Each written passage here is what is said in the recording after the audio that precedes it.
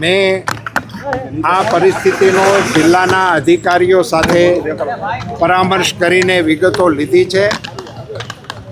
Diesel માટે જરૂરિયાતમંદ સેવાઓની અનુકૂળતામાં ક્યાંય વ્યવધાન ના આવે એટલા માટે કાલે એક કિસ્સો મારા ધ્યાનમાં એવો પણ આવ્યો હતો કે બહારથી આવેલા મુસાફરો એ ડીઝલના અભાવે અટકી પડ્યા હતા. સ્થાનિક તંત્રએ એમની મદદ કરી અને એમને જવાની સુવિધા કરી આપી હતી.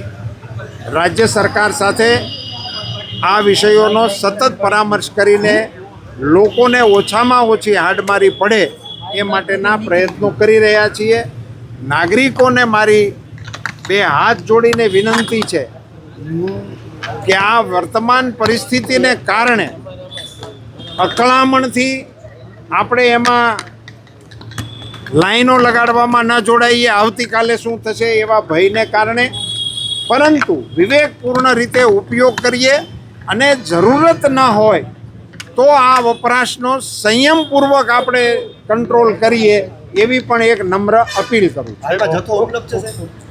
અત્યારે મારી માહિતી પ્રમાણે 40% જથ્થો આપણી પાસે અવેલેબલ છે.